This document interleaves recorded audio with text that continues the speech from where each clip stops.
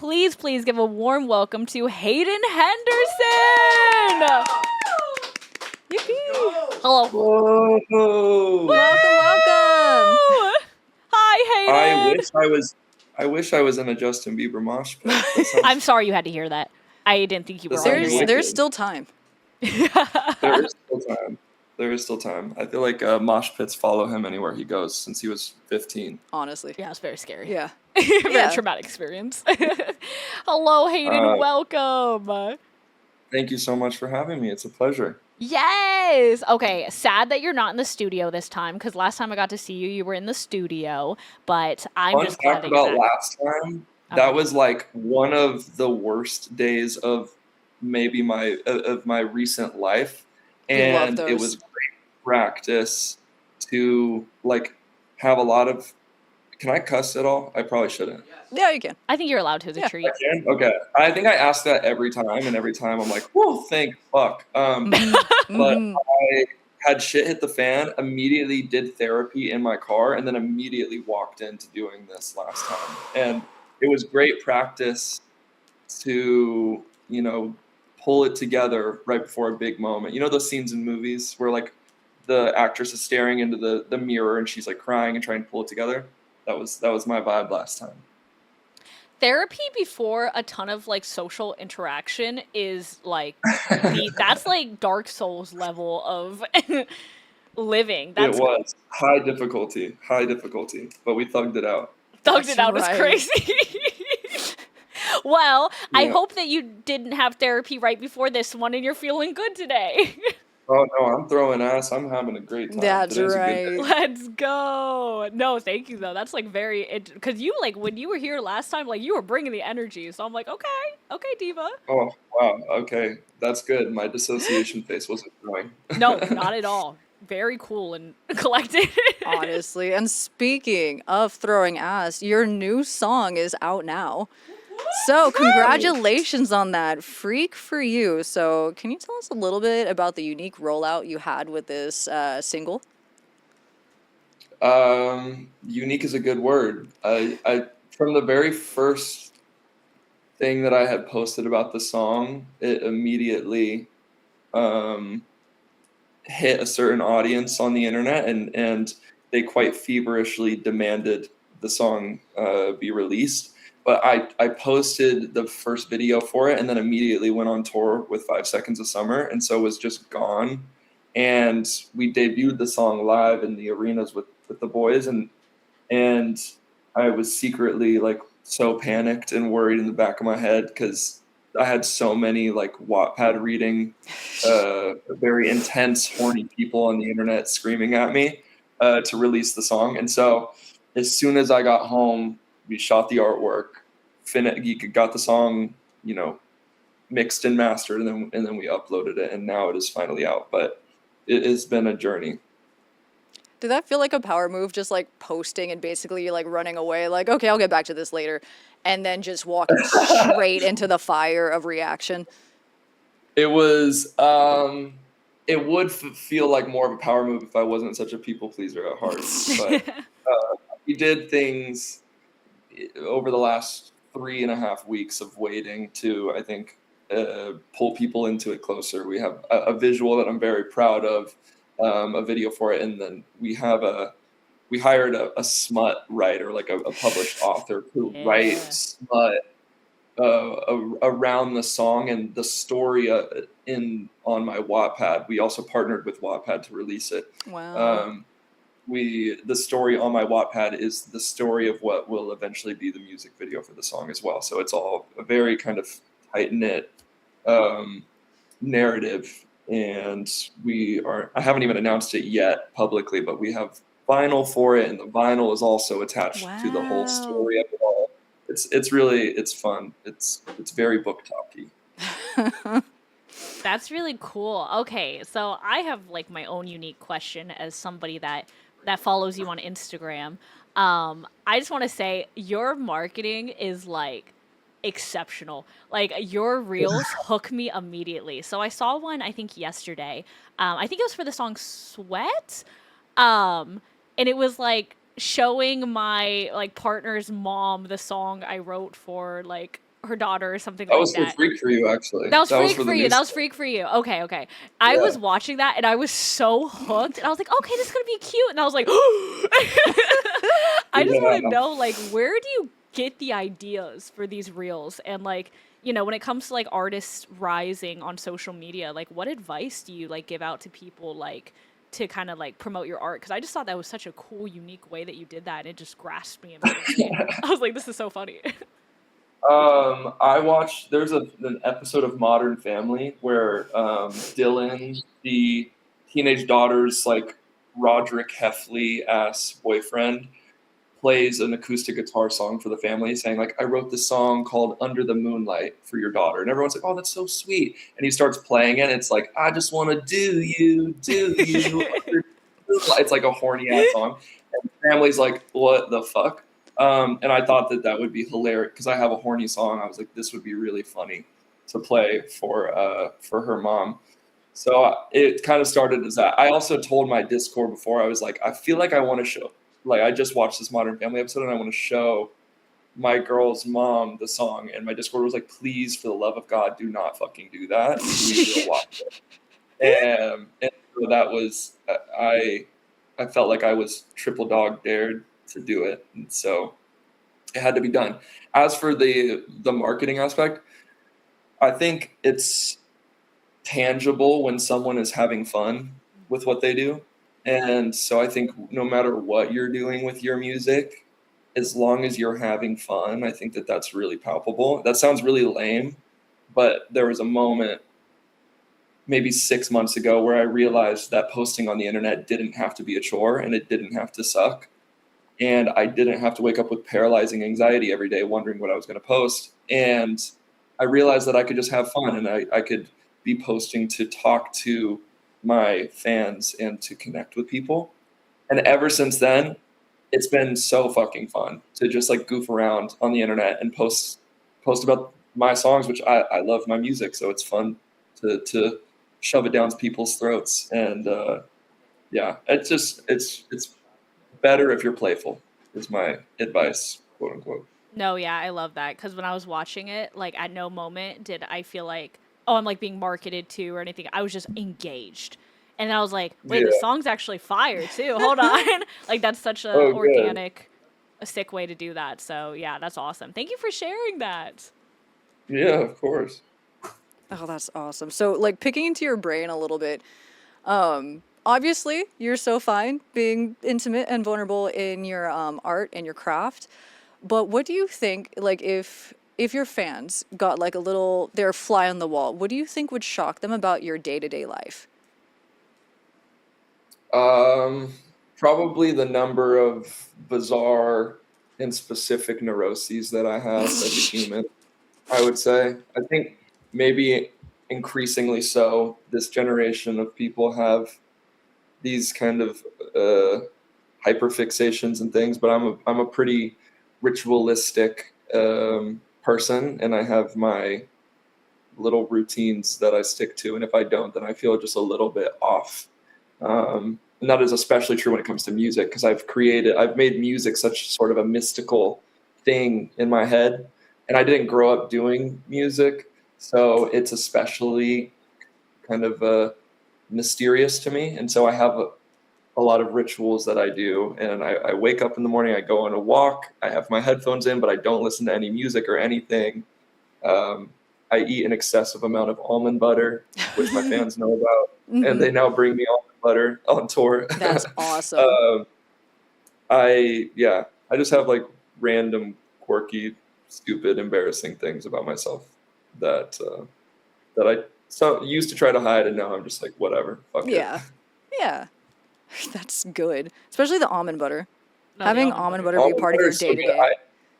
This is really stupid, and I know that my fans are rolling their eyes right now, me talking about this, but I've been eating so much of it that I was Googling if there was a certain amount that you could eat that would start being bad for you. Luckily, I found out that there's not, as long as there's no seed oils in your almond butter. Really important detail. Good. No, this is good. This is good. I'm glad I know this now. Thank you. just in case I decide to Hmm. really get into almond butter. Hmm. That's I think awesome. the weirder of a person you are, the freakier you tend to be, and I think there's a direct correlation between that. And I really love that my fans are a bunch of weirdos like me that dress more alternative than they actually are in real life, and secretly just love pop music and are sad and horny just like the rest of us. Like that's great.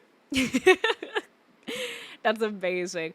You know, on the topic of sad and horny, I want to go back to just like obviously your songs are like so open and so intimate and like connect with your fans in that way, which I think is super cool.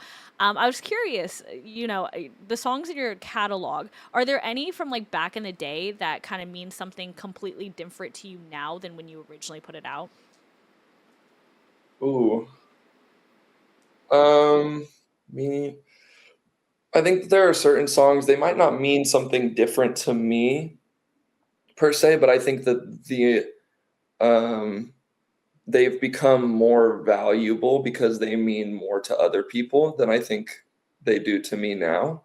Um, and I would say the song AA on my last project is one of those that the fans really love. And I loved that song. And when the super fans like really glom onto that song, and I think that now that song feels like it's more theirs than mine, which is really a good thing in my opinion. I have a song called "Killed the Kid" that is more of a deep cut that I think is really theirs now, and it was a very emotional song. And, and during my headline shows, I go into the crowd and play it on an acoustic guitar with everybody, and through my in ears and through the microphone, I can hear people like sniffling and like holding each other and kind of rocking back and forth, Oh. and it feels like, despite the 15% of my catalog that is really horny, the songs that are kind of deeply emotional, I think, connect deeper, and I think that it kind of validates the other songs that are just meant to be fun and meant to be a vibe. So "Kill the Kid," AA, a song called "Flight Attendant" is has a stan culture within the hater nation. uh, yeah, the more sad ones, I would say. Definitely. That's awesome. Also, I love Hater Nation. Yeah, I was gonna mention because I was gonna at one point be like, I don't know it, but do you have a name for your fans and community? Now I got it. I got it. Yeah, they call themselves the Haters, HAIDERS. That's tight. That's sick. Yeah, That's I think it's fun. It promotes the evangelism aspect of fandom too, which is like if turning haters into haters is what they say. Cute. dang, they're smart. Yeah. Yeah, Hater They're Nation over smart. there. They're smart. It's really nice to have cool fans. I feel like no one talks about this enough, but as an artist, you just pray that your fans are cool and like smart and fashionable and awesome. And you can't really choose your fans the same way you can't choose who your kids are. And they just find your music, and you hope that you fuck with them. And I'm very happy to say that my fans are very cool and very smart, and also totally weirdos and like losers at heart, just like me. And I think we get along for that reason. Yo, shout out to Yes. Hater Nation for that.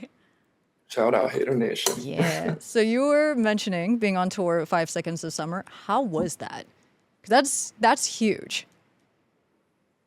It is huge. It was so huge. I am a stan, and I've been a stan for a long time. And I say on stage, when I am able to say it more eloquently, and I'm not just like running my mouth, I say that I learned how to play guitar by watching them do it on YouTube, and I learned how to write songs by listening to their songs growing up, and I learned how to sing by like learning each of their individual voices and stuff. And so even getting the news, or even like meeting them or knowing that they know my music and stuff was just so unbelievably surreal. And even now we're still talking about continuing the tour, and me coming back with them, and it's just like nuts that I know these guys, because they made me want to be a rock star when I grow up, and they're a big reason why I feel like I'm on that way. Dude, that's beautiful. I love that for Yeah, you. they're cool. They're really Wow. cool. Oh, that's really sick. Um, I love that you got to do that. And of course, you have your own tour, the Tension Extension Tour, that's kicking off on June 7th. How does that Hmm. vibe kind of differ from doing your own versus kind of supporting this tour? Um, I think that when I'm opening for somebody, I just try to like, when you're cooking and you reduce something and you like kind of simmer all of the extra water and the bullshit out of it, and it's just like a really potent thing. That's what I think about being an opener as like if you see me open for Five Sauce, I'm really leaning into being like the cheeky, flirty, bantery type, and I think with the headline show, it's more of a full picture. It's like if you saw me as an opener, you'd be like, okay, this guy is horny and makes silly jokes. And then if you see me as an opener, you're like, oh, he actually has a soul. Like that's nice.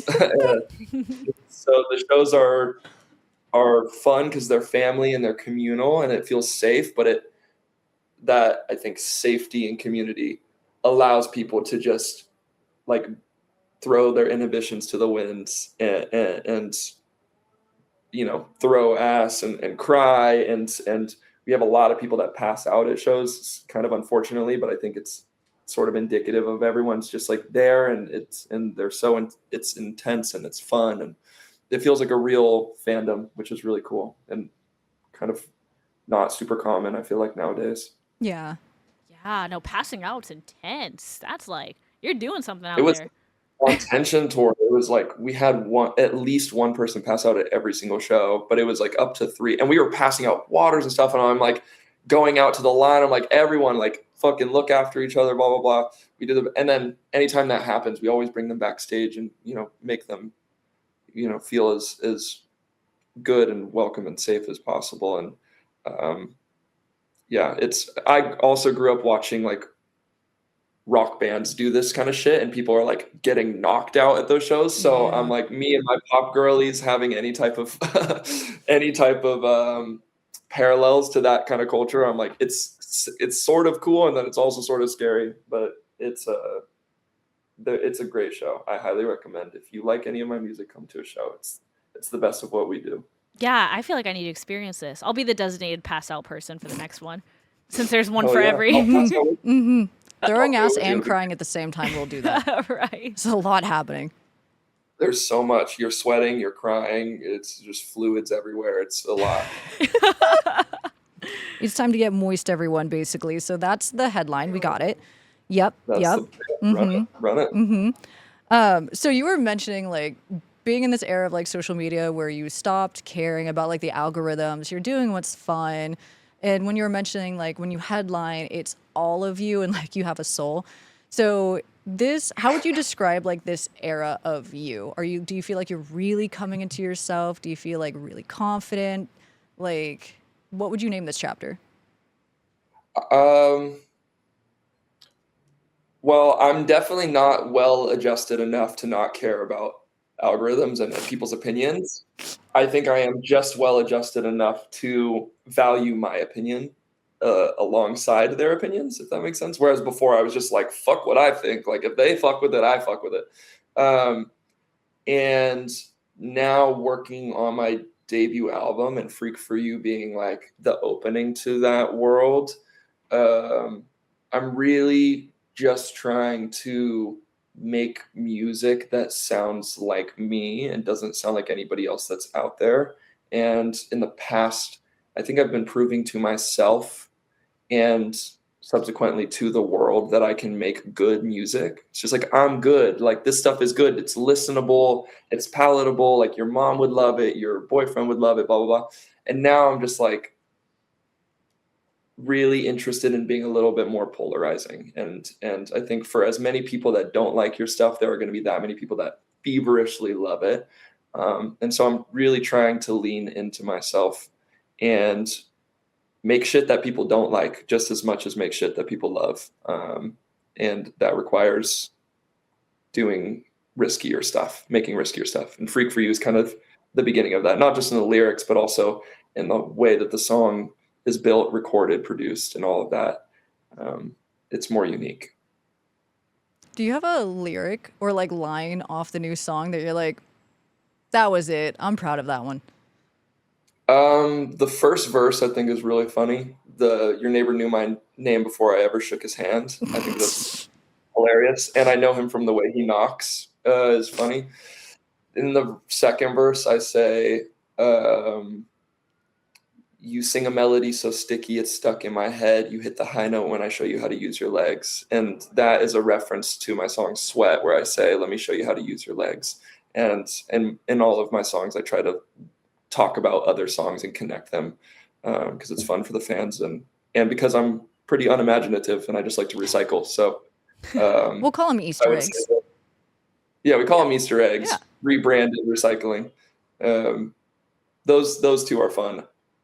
Yeah, and show me who's boss, I think is fun. Like for a boy to say that to a girl, don't let me talk, show me who's boss. I'll be a freak for you. I think it's fun.